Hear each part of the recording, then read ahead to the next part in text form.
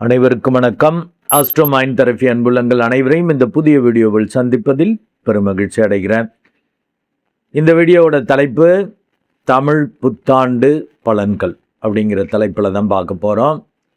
இப்போ வருகிற 14/4/2026 அன்று அரவுண்ட் 9 AM வச்சுக்கலாம். ஏன்னா சம் பீப்புள் அந்த அயனாம்ச கணக்குப்படி 8:35 9:35 வரைக்கும் அந்த புத்தாண்டு பிறக்கிறத ரெப்ரசன்ட் பண்ணுறாங்க.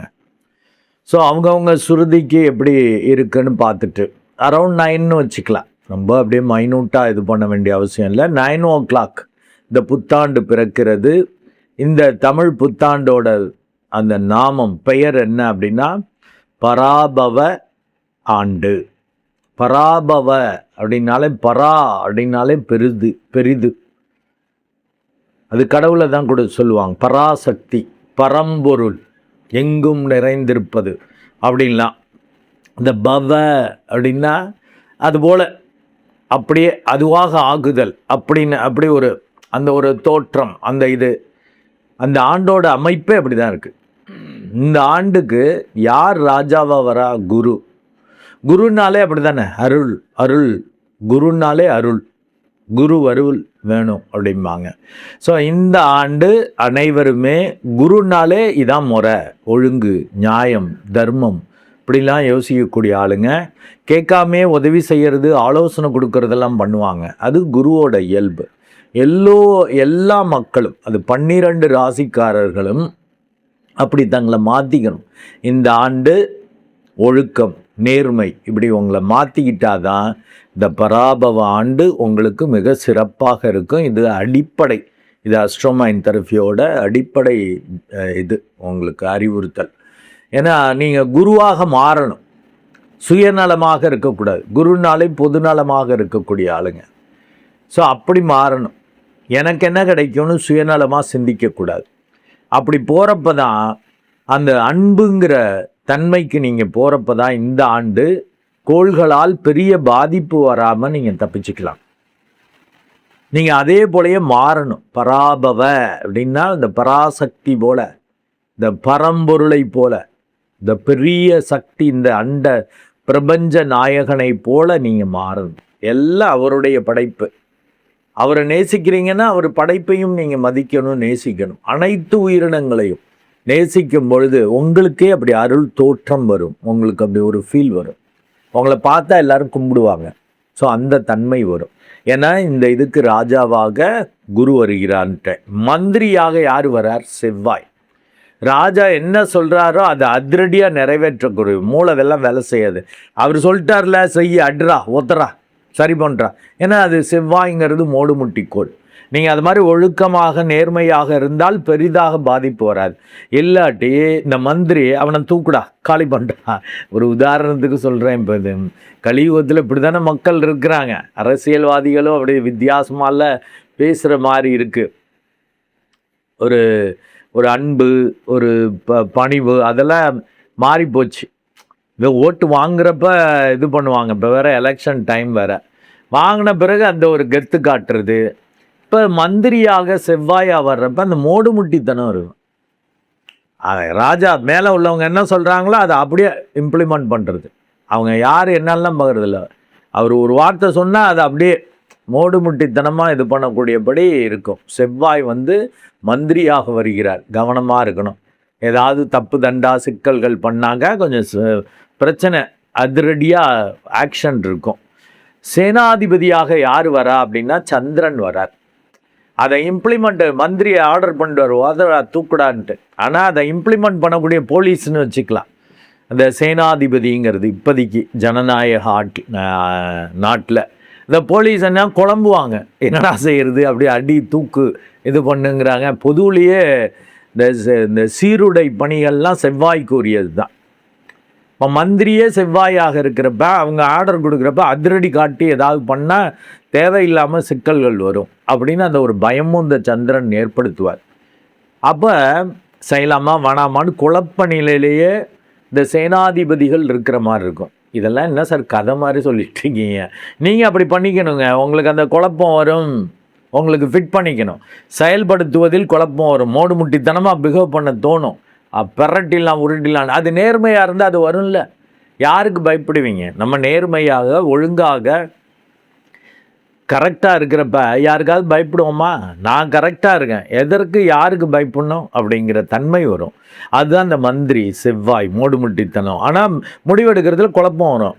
என்னடா அது, அவன் பெரிய ஆளாக இருக்காங்களே, எப்படி இது பண்ணுறது, இதெல்லாம் வரும். இது இப்படியே பொருத்தி பார்த்துக்கணும். அதெல்லாம் என்னை லவ் பண்ணுறவங்களுக்கு உங்களுக்கு அந்த உணர்வு வரும். மெடிடேட் பண்ணுவீங்க. நான் என்னை லவ் பண்ணால் நான் சொல்கிறத கேட்டுருவீங்க, மெடிடேட் பண்ணிடுவீங்க. மெடிடேட் பண்ணிங்கன்னா அந்த சமநிலையில் இருப்பீங்க. அதை நான் சொல்லக்கூடியதை கரெக்டாக ரிசீவ் பண்ணி அதை முறையாக இம்ப்ளிமெண்ட் பண்ணக்கூடிய தன்மை உங்களுக்கு இருக்கும். ஸோ அனைவருமே ஒரு அருளாளர்களாக மாறக்கூடிய ஆண்டு. எல்லோரும் அப்படி ட்ரை பண்ணுங்கள். மாறுறது அந்தந்த ராசிக்கு எத்தனை சதவீதம், எப்படி மாற முடியும், என்ன மாதிரி நீங்கள் பிஹேவ் பண்ணுங்கிறத அந்த பலன்களை தனித்து நம்ம பார்க்க போகிறோம். இப்போ அந்த பராபவ ஆண்டு மிக சிறப்பாக இருக்கிறதுக்கு என்ன செய்யணுங்கிற அந்த அறிவுறுத்தலை உங்களுக்கு கொடுத்துட்டேன். இப்போ 12 ராசிகளுக்கும் அவங்களுக்கான அந்த தலைப்பு ஸ்பெசிஃபிக்கான அறிவுறுத்தல்.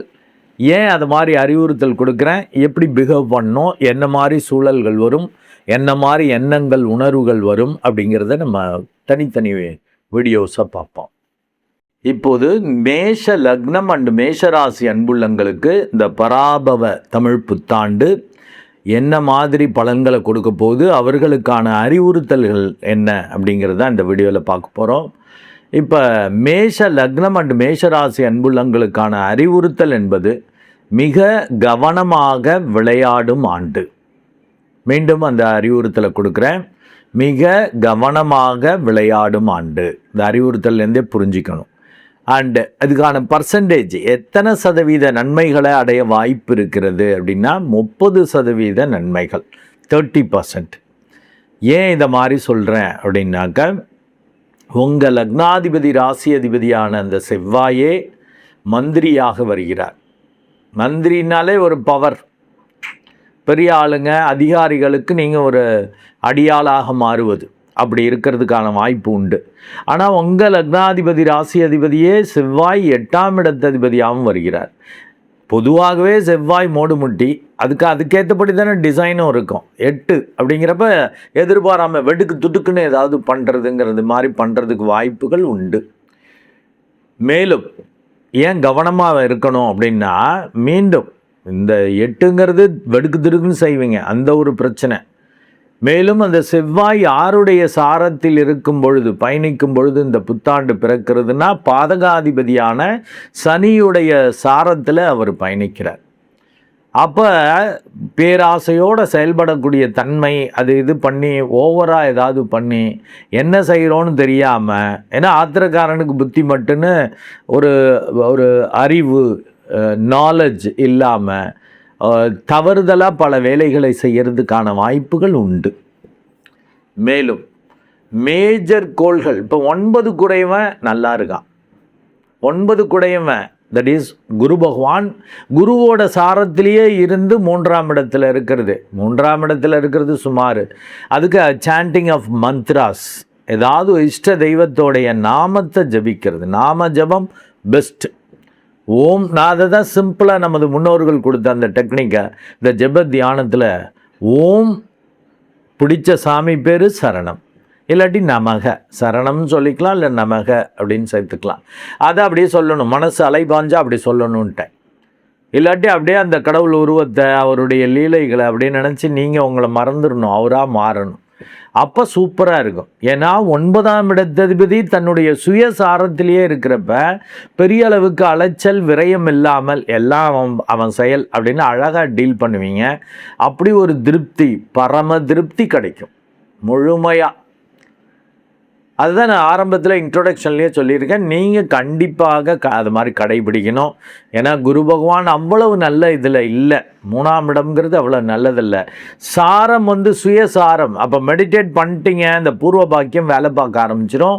உங்களை அறியாமல் பண்ணக்கூடிய அந்த அறியாமையால் பண்ணுவீங்க. பாதகாதிபதி சாரத்தில் இருக்குன்னு சொன்னேன் இல்லையா, அதெல்லாம் தவிர்த்துக்க முடியும்.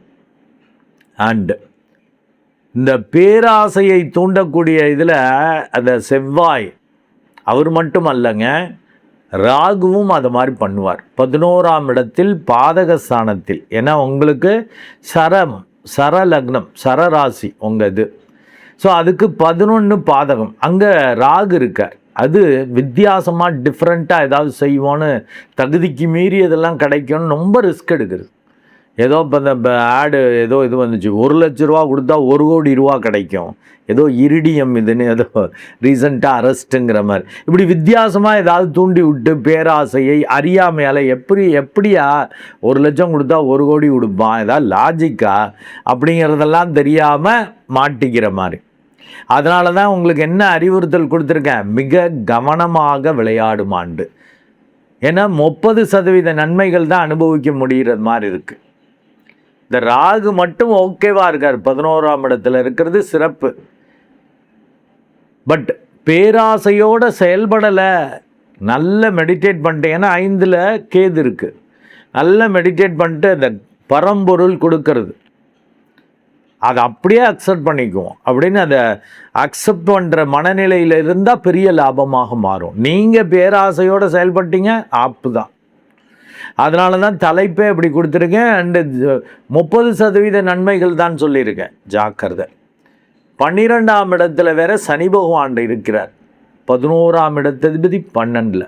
வேலை தொழில் ரீதியாக அலைச்சல், நிம்மதி, சந்தோஷம் இருக்காது, விரயம் இருக்கும்.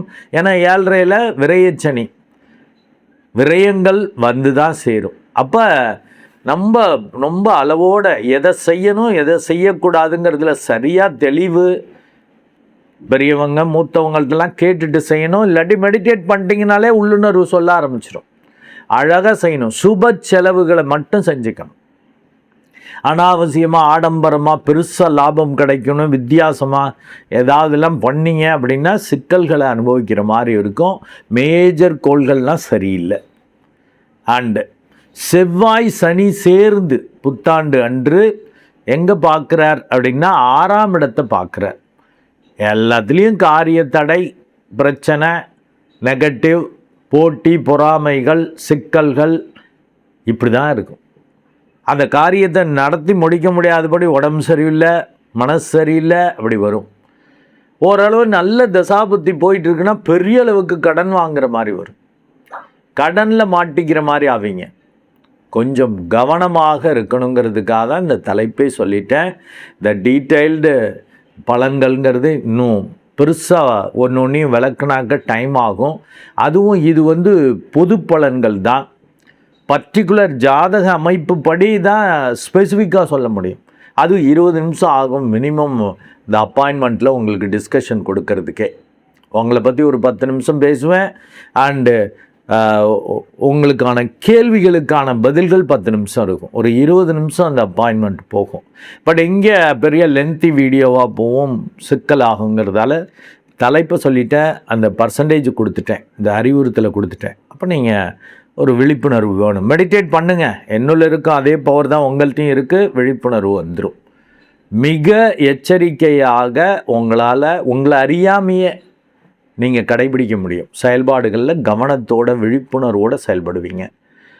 என்னுடைய அன்புள்ளங்கள் அனைவருக்கும் இந்த பராபவ தமிழ் புத்தாண்டு எல்லா வளங்களையும் கொடுத்து மன நிம்மதி, சந்தோஷத்தை கொடுக்க என்னுடைய ஆசீர்வாதம் அண்டு வாழ்த்துக்கள். நன்றி.